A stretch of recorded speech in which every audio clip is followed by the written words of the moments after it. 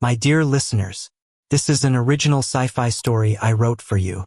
If you'd like to support me, just subscribe to the channel, it really helps the growth. The Vorkai did not understand tenderness. They understood territory, pack law, the precise and merciless arithmetic of tooth and claw. They understood which wounds were fatal and which were instructional. They understood hunger as philosophy, endurance as religion, and pain as the only honest teacher the universe had ever offered. What they did not understand, what War Master Drev had never needed to understand in 43 cycles of combat command, was why the human was smiling. He stood on the elevated observation gantry above Training Pit 7. His forelimbs folded behind his back in the posture his adjutant Vor called the commander's patience. Below, in the shallow bowl of compressed stone and impact-rated flooring, 12 Vorkai training cubs moved through their morning combat sequence.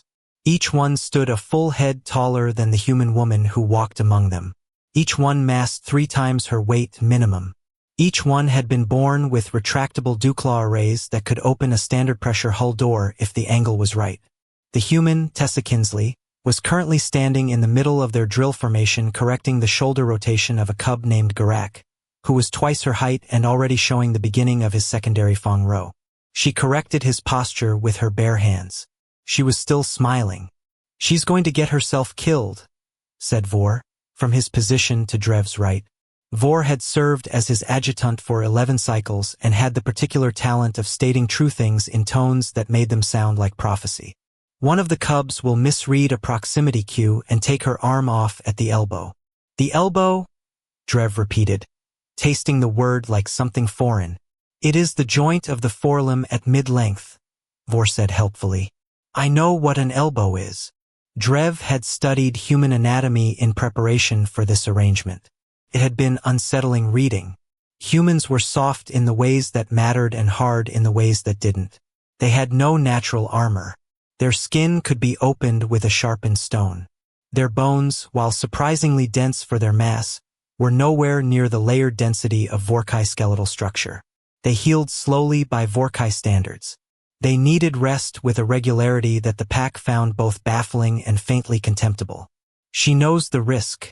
The High Council approved her credentials. The High Council approved her training record and her theoretical certifications, Vor said. They did not approve her practice of touching the cubs during correction. Physical contact between an adult and a juvenile outside of dominance assertion is, "I know what it is," Drev said again. Below, Tessa Kinsley moved on to the next cub, a female named Sark, and began demonstrating a forward weight transfer with the easy fluency of someone who had done it 10,000 times. Sark watched with her amber eyes, head tilted at the angle that indicated intense cognitive processing. Then she imitated the movement. Tessa said something. Drev couldn't hear it from the gantry, but whatever it was made Sark's ears, still soft and rounded with youth, not yet flattened into the armor-edged hearing arrays of adults, swivel forward with alertness. "She has been here 4 rotations, Drev said. "The cub performance metrics are already up 11%. Performance metrics, Vor said carefully, can be attributed to a natural growth phase. The cubs were due for a developmental surge regardless." Drev said nothing. He had been reviewing the metrics closely enough to know that Vor was wrong, but he also knew that Vor knew he was wrong, and that Vor was saying it anyway because that was what adjutants did when commanders were showing signs of reconsidering positions they had already committed to. It was, in the specific language of Vorkai pack dynamics, a loyalty behavior. Drev appreciated it the way he appreciated all loyalty behaviors, with his silence and his trust. He watched Tessa Kinsley walk back to the center of the pit and call the cubs to gather. He watched them gather. That, more than the performance metrics, was what kept drawing him back to this gantry. Vorkai training cubs did not gather. They competed for the front positions, jostling and snapping at littermates, establishing the day's temporary hierarchy before the formal sessions even began. It was normal. It was correct. It was how you built the pack instinct alongside the individual combat capability that every Vorkai warrior needed. You did not soften them. You did not cushion their social interactions. You let the structure of dominance emerge naturally, because if it didn't emerge here in training, it would emerge in the field under fire where the consequences were measured in lives. These cubs gathered around the human woman like she was a fixed point. Not like she was a dominant. Like she was a— Drev did not have a word for it. He had noticed this about the human experience repeatedly. There were concepts she seemed to carry in her small frame that the Vorkai had simply never needed to name, because they had never needed the concept itself. She is effective, he admitted finally, which was as much as he could bring himself to say. She is strange, said Vor, which was both accurate and insufficient. Drev watched until the morning drill concluded. He watched the cubs disperse. He watched Tessa Kinsley make notes on her tablet with the methodical focus of someone who found accounting for each individual learner genuinely important. She paused at one entry longer than the others. Drev, who had learned to read her micro-expressions with some grudging accuracy over the past 4 rotations, thought she looked concerned. He checked the roster against the cubs he'd observed this morning. The one she was looking at was Kale. Kale was the smallest of the cohort. This was not, in itself, remarkable. Every cohort had a smallest. What was remarkable about Kale was the specific quality of his smallness, which was not merely physical. He was the runt in the truest Vorkai sense. Not just undersized but perpetually uncertain, his body telegraphing hesitation in 100 tiny ways that the pack read instantly and responded to with the casual structural cruelty that Vorkai cubs used to define the lower boundaries of acceptable weakness. His scales had come in patchy, another developmental irregularity, and he still moved with the skittish flinching quality of an animal that had learned to expect blows from unpredictable directions. He was also, Drev's own assessment admitted, extraordinarily quick. Quick in ways that didn't show up properly in standard metrics because the standard metrics were designed to measure force output, endurance ratios, and dominance encounter success rates. Kale's force output was poor. His endurance was adequate. His dominance encounter success rate was catastrophically low, which was how the system calculated it, even if Drev personally thought success was the wrong frame for what Kale was doing when he lost those encounters. He wasn't failing to assert dominance. He was choosing, in the particular calculating way of a small animal in a large world, when and where to spend his limited store of social risk. Tessa Kinsley apparently had noticed this. Drev found out precisely what she had decided to do about it on the 4th rotation of the 2nd week, when the training session erupted into the kind of chaos that sent Vor reaching immediately for the emergency intercom. It was the live reflex drill that did it. Live reflex drills were standard second cycle training.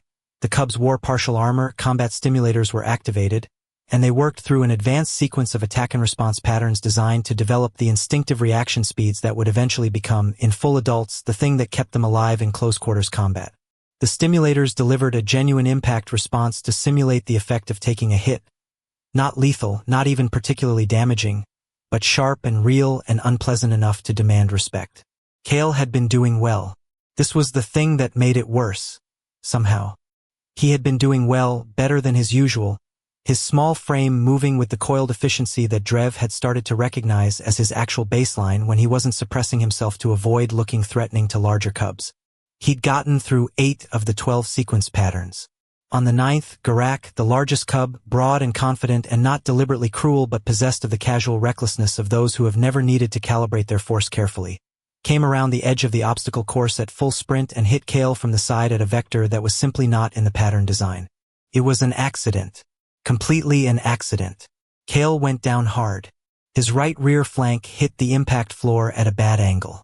There was a sound that was not quite a crack and not quite a crunch and was extremely bad regardless of what it technically was. And then Kale made a sound that Drev, on the gantry, had not heard from a Vorkai cub in a very long time. He keened. It was the small, involuntary, helpless sound of something that was hurt past the point of composure, past the point of pride, past the point of maintaining the controlled pain face that every Vorkai cub learned early because showing hurt meant showing the pack exactly where to press. The sound split the air of training pit 7 like a blade through membrane. Every cub froze. Drev saw, in the frozen tableau below him, the exact moment when the pack dynamic crystallized. He knew what came next. He had seen it dozens of times in his own training and hundreds of times since as a commander. The other cubs would assess. They would not act with coordinated cruelty. They were not adults, and adult cruelty had a political character that cubs hadn't yet developed. But some of the larger ones would begin to assert. A nose bump here, a shoulder check there. the subtle, structural language that said, "You are weak right now, and we are establishing that we know it, for future reference." It was natural selection running its operating routine. It was how the pack knew itself.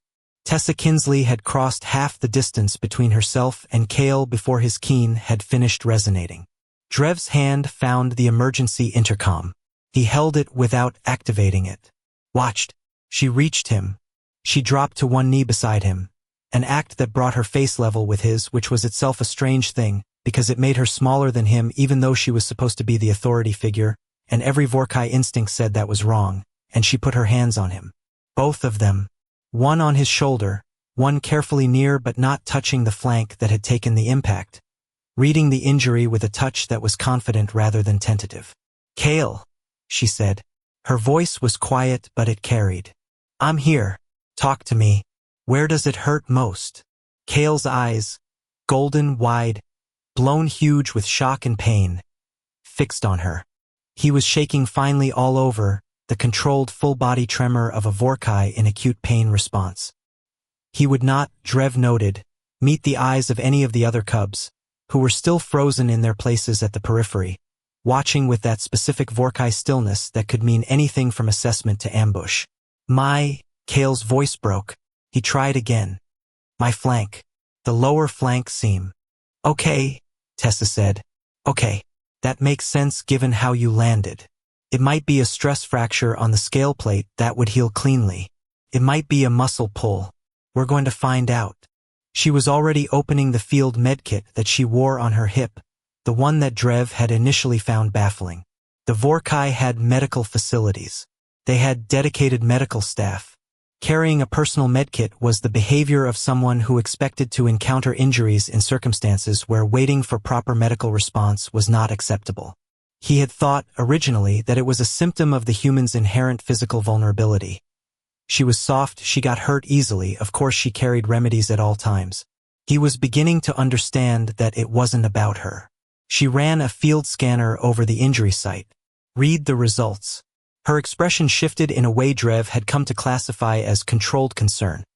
She had the same expression when a cub's form was developing a bad habit that would cause problems later, concentrated and focused and already thinking 3 steps ahead. "Stress fracture. Small one. The plate absorbed most of it." She glanced up at Cale's face. "This is going to be manageable. You hear me? This is not the end of your training cycle. This is a thing that happened and we are going to deal with it, and you are going to be back on this floor before you know it." Cale made a sound that was not a keen but was close to one. "I fell. I went down." "You got hit by 200 kilos of Garak traveling at sprint velocity from a vector that wasn't in the drill pattern," Tessa said. "You'd be a pancake if you didn't have your reflexes." "Actually," she paused, glancing briefly over her shoulder at where Garak stood, rigid with what looked very much like guilt. "The fact that you landed the way you did and only got a small stress fracture means your instinctive fall management response worked. You protected your vitals." Cale's shaking had slowed fractionally. I didn't mean to. Make a sound." Tessa looked at him steadily. "That's called a pain response. You had one because you were in pain. That's what bodies do." She began applying the field stabilizer to the injury site, her movements deft and careful. "Pain is data, Cale. The sound just means the data was significant." On the gantry, Drev became aware that Vor had not triggered the intercom either. He glanced sideways. Vor was watching below with an expression that the adjutant's face did not often produce. Unguarded surprise. By the time Tessa had Cale stable and helped to the recovery bench at the edge of the pit, he was walking slowly, which was better than the alternative. The other cubs had thawed out of their frozen tableau. But they had not, Drev noticed, done what he'd expected. There had been no shoulder checks, no dominance assertions.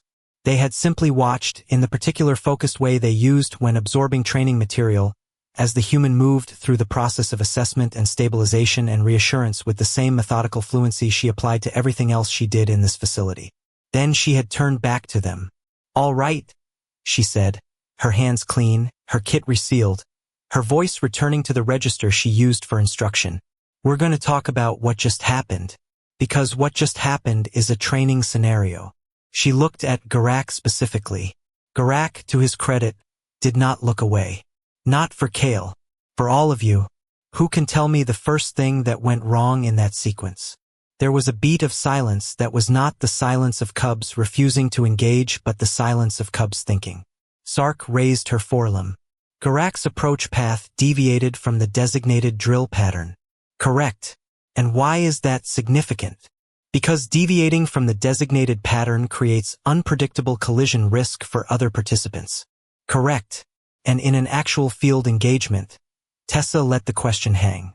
In an actual field engagement, said a large cub named Torque slowly, there is no designated pattern. The deviation would be expected. Right? So the drill pattern is a scaffold, not a script. The scaffold teaches you the movement. Then you learn to apply the movement without the scaffold. The problem is that the scaffold creates a predictability assumption. You start to rely on other participants being where the pattern says they'll be, and when they're not. She gestured toward the recovery bench where Kale sat with the field stabilizer active. That's what happens. So, what do we do about that? The session continued for another full hour. Drev stayed on the gantry for all of it. When it ended and the Cubs were dismissed, he found himself making a decision that he had been resisting for 11 days. He was going to actually speak with her, not review her reports, not observe her through the security system, actually speak with her. The compound's architecture had been designed for Vorkai, which meant it was built for size and efficiency and paid no particular attention to what humans considered aesthetic comfort. The trainer's quarters were a standard-issue prefab module, identical to the ones used to house any external liaison, positioned at the edge of the training wing in a spot that the logistics team had selected because it was convenient for compound access, not because it offered any particular amenity. Tessa Kinsley had made, Drev noticed when he passed it on his late administrative rounds, a small garden in the space outside her door. It consisted of several low containers filled with something green and apparently terrestrial, lit at night by a soft amber light she had rigged from a portable power cell. It was, by any objective Vorkai standard, unnecessary. It was also, apparently, there regardless. She was reviewing her notes when he stopped at her doorway. He could see her through the window, the tablet in her lap, a warm drink at her elbow, writing something with the absorbed attention she gave to all of it. She was always doing this. At the end of every session, she sat and wrote about each cub. He'd confirmed this by reviewing her file outputs, individual assessments, individual notes, what each one had done well, what each one was struggling with, what she was planning to try with each one specifically. 12 cubs, 12 individual development plans. He knew, because he had been a commander for a long time, how unusual this was. Not because it was difficult, she clearly didn't find it difficult, but because it required a level of sustained individual attention that most instructors of any species eventually found impractical and stopped doing. The aggregate became the unit of concern. The outliers, the difficult ones, the ones who required extra calibration, became problems rather than individuals. Tessa Kinsley was writing about Kale. He couldn't read the content from outside, but the tab was open to a profile with Kale's identification marker at the top, and she had been writing for some time. Drev returned to his office. He reviewed the day's footage. He reviewed the biometric readouts from the Cubs' training monitors. He compiled the comparative metrics. He wrote his own assessment, which was the document he sent to the High Council, and in it he was measured and precise and documented only what was evidentially supportable without editorial interpretation, because that was what the High Council wanted and because that was the kind of commander he was. But he kept the observation feed running on the secondary screen while he worked. The Cubs' den was quiet. They had been dismissed well over an hour ago, given the standard evening meal allocation, and their biometrics showed the graduated wind-down pattern of juveniles settling toward sleep. It was the portion of the rotation that Drev used for his most sustained administrative work, because it was the portion most likely to remain uninterrupted. So when the motion alert came up for the exterior of the trainer's module, his attention sharpened immediately. One cub was moving through the compound, then two. He watched as the biometric IDs populated in sequence on his display. Sark, Torque, Garak, Fennec, and his littermate Ova. The large quiet one, Bren. Mira, who was the fastest and the most analytical. Ruck, who was the most aggressive and had been on a conduct annotation for 3 of the last 8 sessions. Little Yev, who was Kale's closest age match and had a habit of positioning himself between Kale and larger cubs in free time that Drev had noted but had not known how to classify. And finally, last out of the den, moving carefully with a field stabilizer still wrapped around his lower right flank. Kale. All 12 of them. Drev's hand found the alert trigger. He held it. He watched. The cubs moved through the compound with the instinctive stealth that even juveniles possessed, their paws placed with the particular precision of something that had been built for silence. They converged on the trainer's module from different approach vectors and then, one by one, took up positions. Sark on the high ground of the equipment storage unit to the left, where she had a wide sight line across the approach corridor. Torque and Bren on either flank. Garak directly before the module door, his large frame settled into the precise low readiness posture that meant alert but not aggressive in Vorkai body language. Ruck and Mira at the rear, covering the angles. Fennec and Ova positioned as roving sentinels, moving slowly between the fixed positions. Yev sat down beside the small garden. He looked at the green things for a moment. Then he positioned himself so that his body was between the garden and the main approach. Kale settled in last, near the door, his injured flank turned carefully outward so it wouldn't be against the ground, his eyes open and scanning. His whole posture had a quality Drev had to look at for a long moment before he could name it. Not aggressive. Not submissive. Something third. Vigilant. Drev stood up from his desk. He walked to the observation window and stood there for a very long time, looking at the security feed on the wall screen. Vor, he said, activating the intercom to his adjutant's quarters. There was a brief pause. War Master, come to my office. Another pause, shorter. At once. Vor arrived in less than 2 minutes, which was fast even for Vor, suggesting that Vor had not been fully asleep. He took one look at Drev's face, then at the screen and said nothing for a full 30 seconds. They are, he started. Yes, Drev said. All of them. Yes. Including, Vor stopped. Kale, Drev said. With a stress fracture on his right flank plate, in the cold, maintaining a watch position. Vor was quiet for another long moment. On the screen, Ruck, the most aggressive cub in the cohort, the one who had been on the conduct annotation, the one who the session reports described as displays dominant posturing that borders on destabilizing to cohort social dynamics, was moving slowly past Kale's position in his circuit of the perimeter. He paused. He looked at Kale. Something exchanged between them that wasn't language and wasn't dominance assertion and wasn't any of the standard communication categories in the Vorkai juvenile behavioral literature.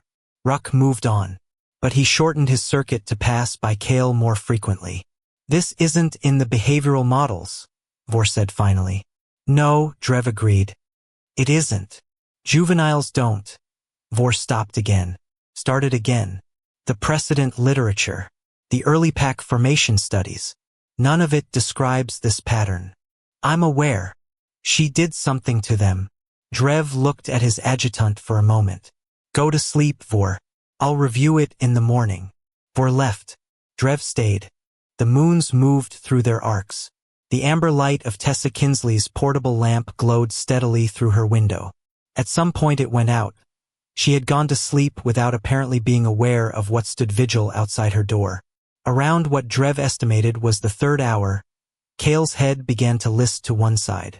The pain management compound from the field kit was wearing off, and the combination of injury and accumulated fatigue was pulling him towards sleep regardless of his intentions. He jerked his head back up, held position, let it list again. Yev, from his position by the garden, observed this for approximately 20 seconds. Then he stood, crossed the short distance, and settled himself directly beside Kale. He didn't push him. He didn't challenge him. He pressed his shoulder against Kale's, steady and warm, and that was all. The physical contact of a packmate. Not dominance. Not play. Just presence. Kale's eyes stayed open, but his posture settled. From the roving circuit, Ruck changed direction. He added Kale's section of the perimeter to his regular pass. When Drev overlaid the movement patterns on a time track, he could see the entire formation reorganizing itself around the fact of Kale's injury, distributing coverage so that the most vulnerable point in the perimeter was never the least covered. They had done it without speaking, without any exchange that the audio sensors had captured. They had simply noticed and responded and made the adjustment. Drev sat in his chair with his hands flat on the desk surface. He had been a commander for 43 cycles. He had trained more warriors than he could count. He knew pack formation theory at a level that most Vorkai never needed to think about consciously, because it was the water they swam in, the air they breathed, the architecture of the species' social instinct. He knew all the stages of cohort bonding, all the phases of pack hierarchy development, all the typical patterns by which a group of competing juveniles gradually became something that would hold together under fire. He had never seen anything that looked like this in any cohort at this stage of training. He stayed awake until dawn. Tessa Kinsley came out of her module at precisely the same time she always did, which Drev had noted was a regularity that bordered on the mechanical. She had her morning drink, a hot dark liquid that smelled, from a distance, like something had been burned at the precise temperature of tolerable, and her tablet. She took 3 steps, looked up, and stopped. She stood completely still for a long moment. The cubs were arranged around her module in the particular stillness of those who had been awake all night and were now being seen, which was a different quality of stillness than sleep. Kale was slightly slumped against Yev, who was himself at half-lid, and Garak's massive head was low in the pre-dozing posture. They all came alert when she stopped, eyes focusing, ears rotating toward her. Tessa Kinsley's face did the thing that Drev had noticed it did sometimes, which was not quite the human expression classification he'd been given in the cultural briefing materials. The briefing said, moisture in the eyes indicates emotional distress or physical irritation, but Tessa's eyes were bright in a way that did not correspond to the distress behavioral pattern at all. Her posture was completely open. Her hands at her sides had curled slightly. "Hey," she said. Her voice was much softer than her instruction voice. It was a different register entirely. "Hey, you guys." Kale made a sound.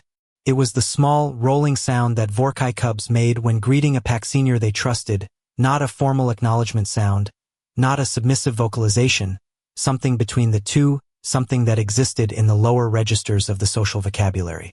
The other cubs, one by one, echoed it. Even Garak.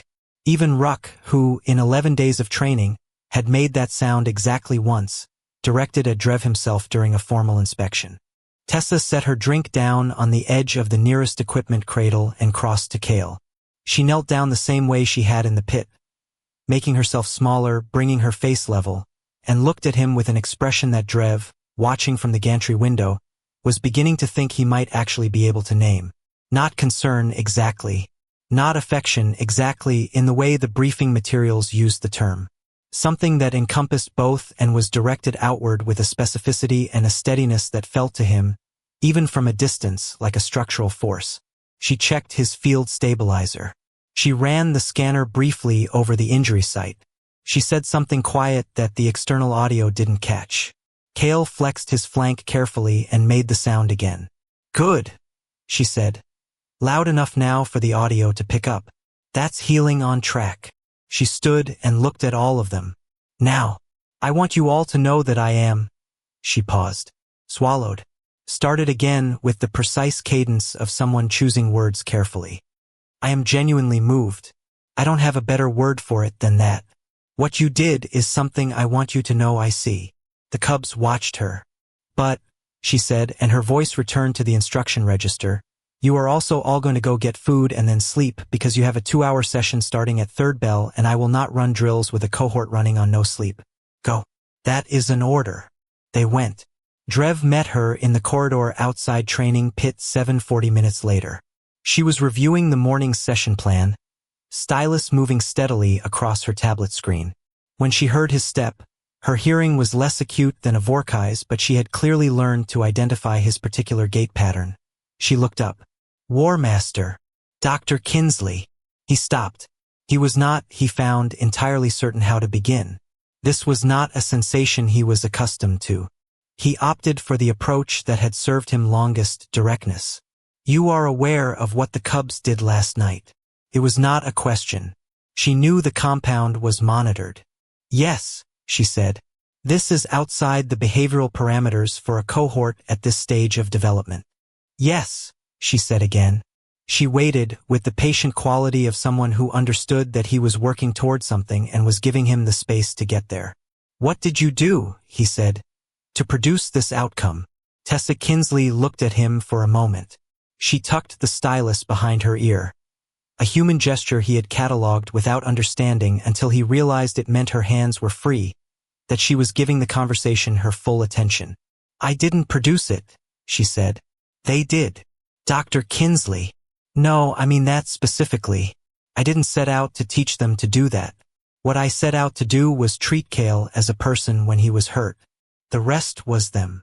She leaned against the corridor wall, which was a posture the briefing materials associated with informality and which meant, he had learned, that she was settling in for a real conversation. You've been watching them since I arrived. You tell me, what did you see last night? Drev considered this question. He was not generally asked to narrate his own observations back to the person requesting them.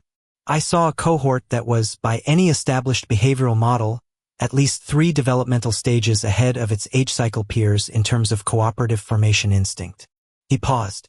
I saw Ruck, who has been noted for destabilizing dominant behavior, self-organize a coverage rotation around the most vulnerable member of the cohort without being asked or directed. What does that tell you about Ruck? That the behavior model may have been applying the wrong framework to his actions. Tessa nodded. It was the slow, affirming nod she used in training sessions when a cub got something right. He noted, with some complicated feeling, that it produced the same response in him as it apparently produced in them.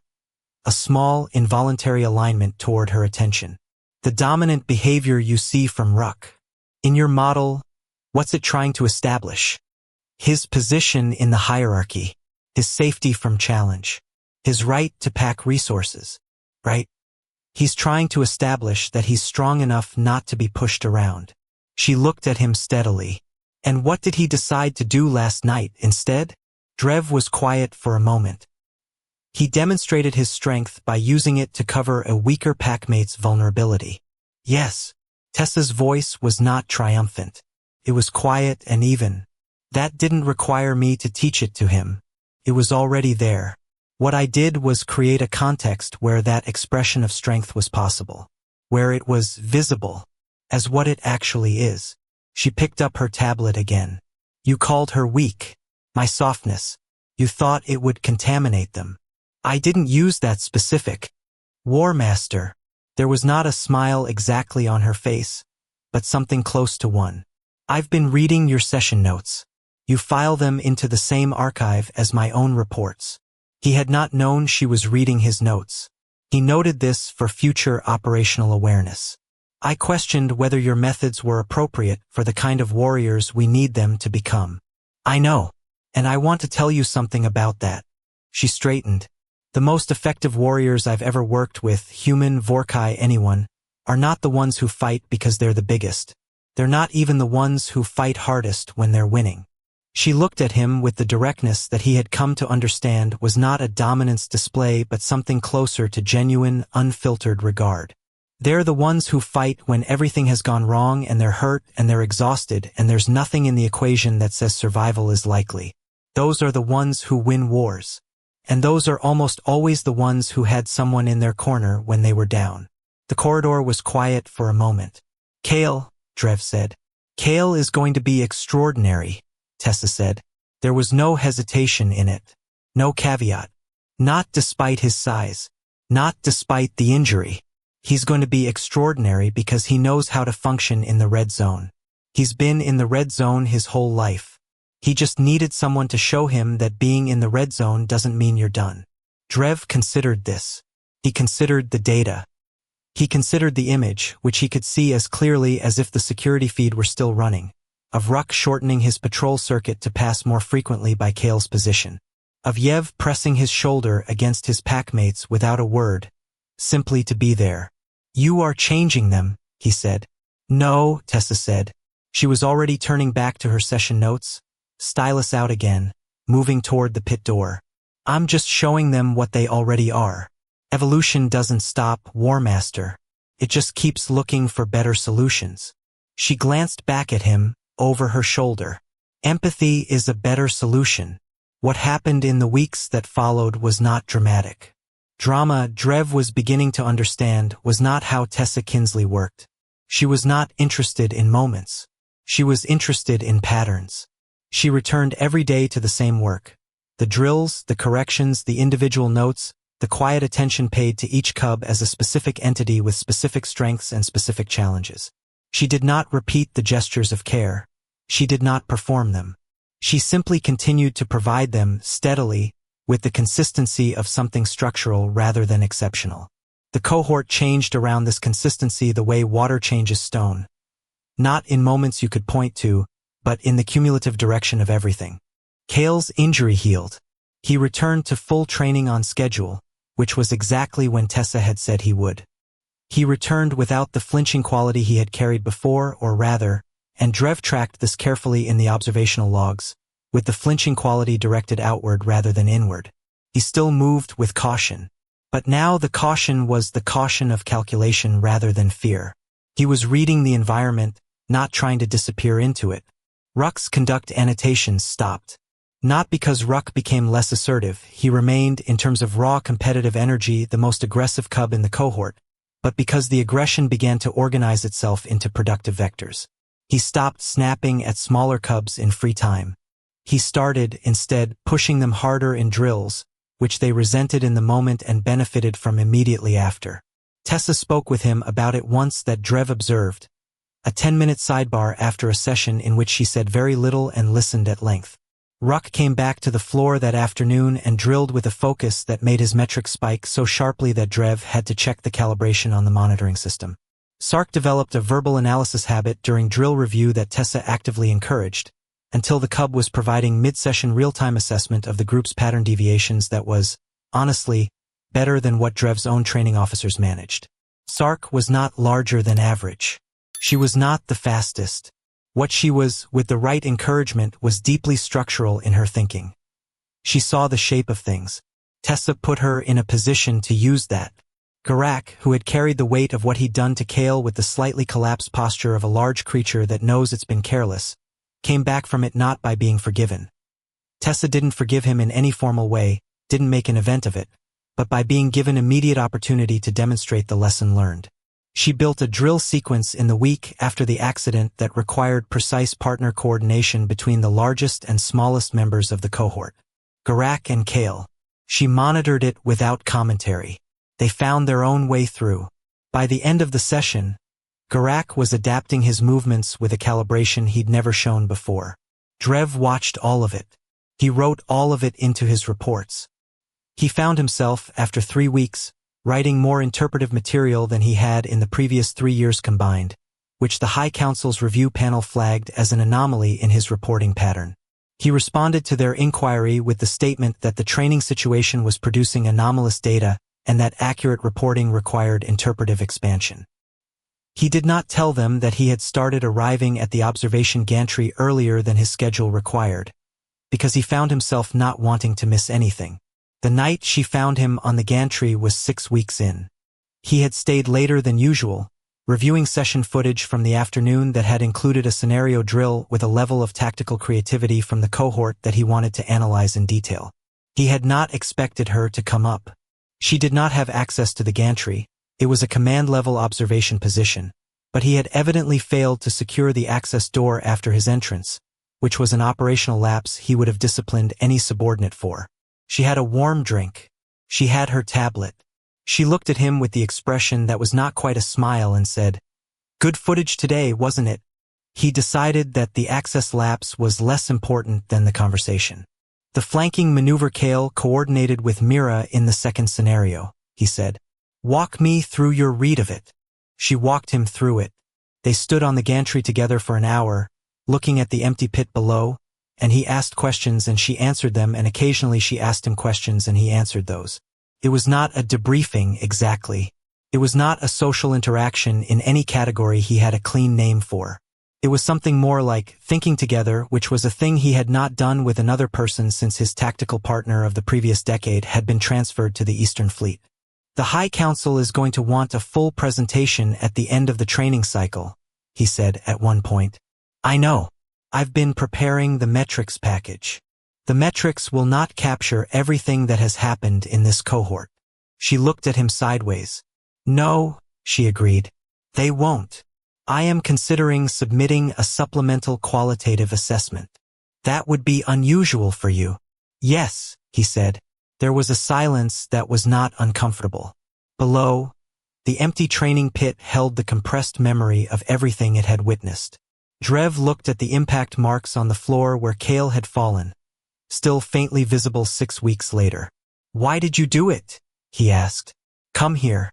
This assignment. Tessa was quiet for a moment. Because someone asked. He waited. One of the High Council liaisons came to the institute where I work. Made the case that the Vorkai training methodology was producing individual excellence and collective brittleness.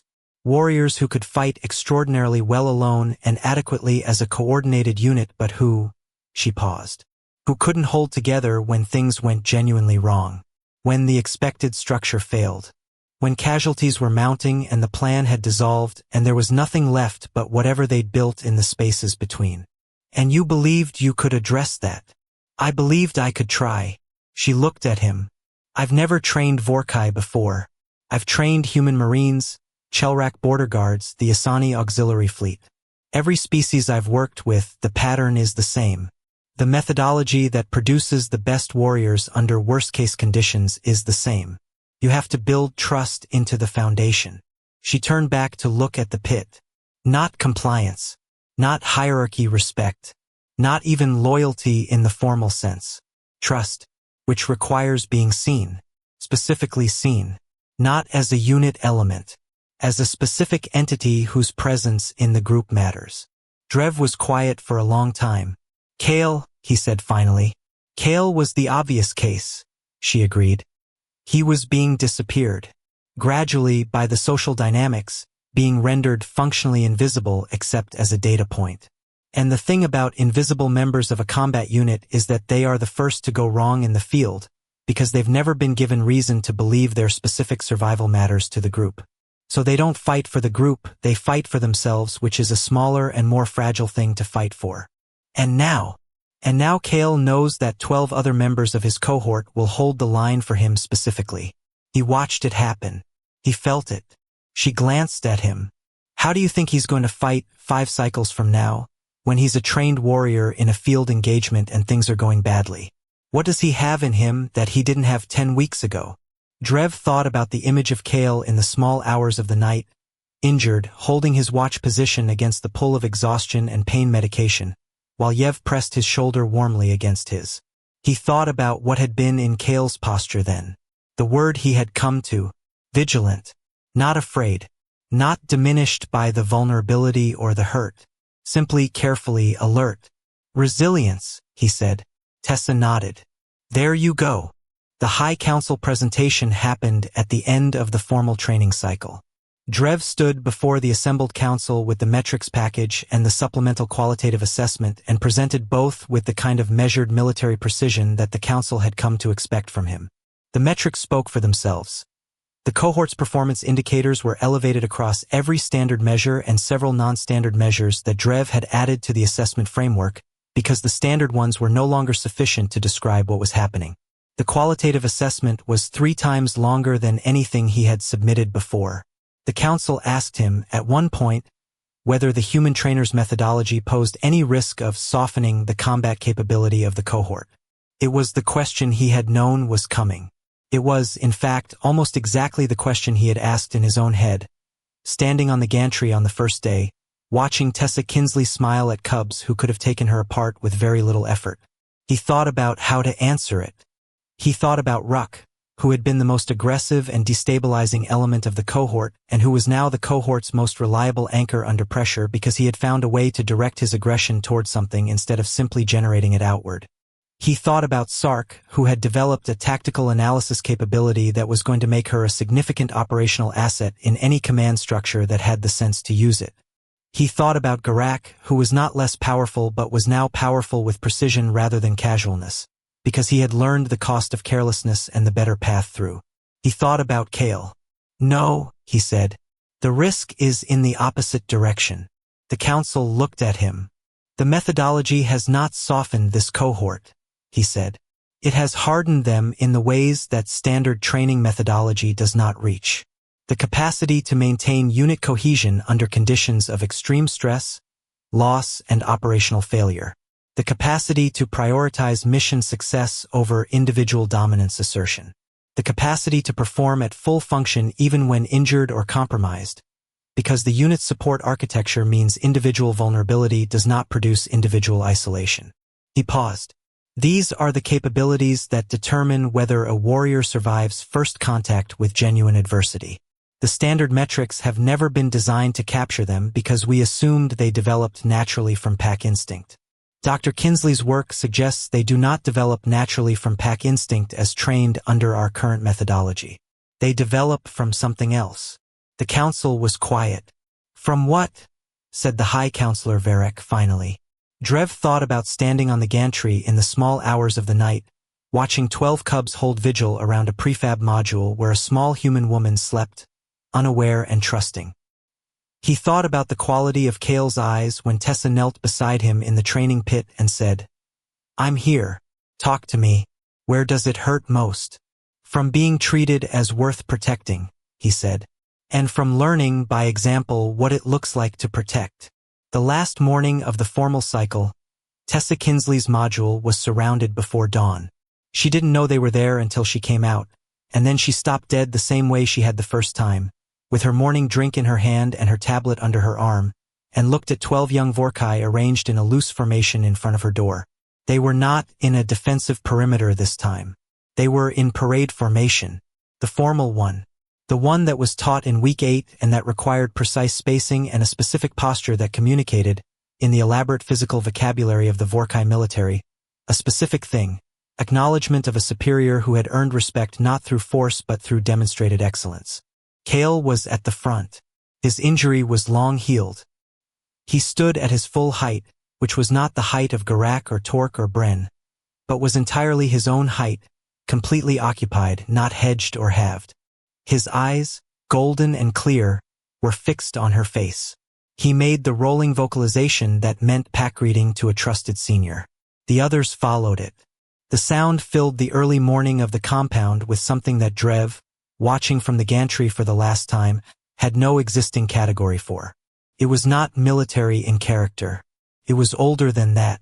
Tessa Kinsley set her drink down. She straightened. And then she did what she always did when the cubs got something exactly right. She nodded, slow and affirming, and her eyes went bright with that particular moisture that was not distress but something else. Something the briefing materials had not named and that Drev was not sure could be named in any language he had access to. "Dismissed," she said. "Get some breakfast." They dispersed, easy and unhurried, brushing past each other with the casual shoulder contact of packmates, who have stopped keeping careful track of who is touching whom because it has long since ceased to be a threat calculation. Tessa picked up her drink. She looked up at the gantry. She couldn't see him, the gantry glass was observation polarized, standard installation.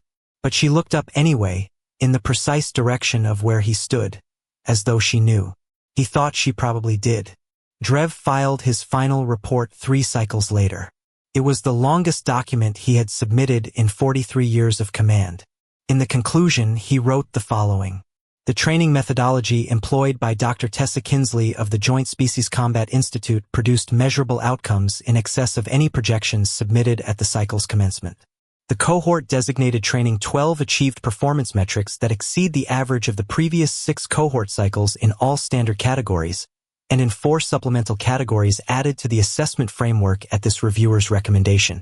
However, the metrics are secondary to a structural observation that I believe the High Council should consider for broader application. The methodology works not because it is soft. It works because it is precise in a direction that we have not previously trained for: precision in individual recognition. Each warrior in this cohort was seen as a specific entity whose specific strengths and specific vulnerabilities were known, accounted for, and, this is the critical element, held by the group as things worth protecting rather than things to be exploited.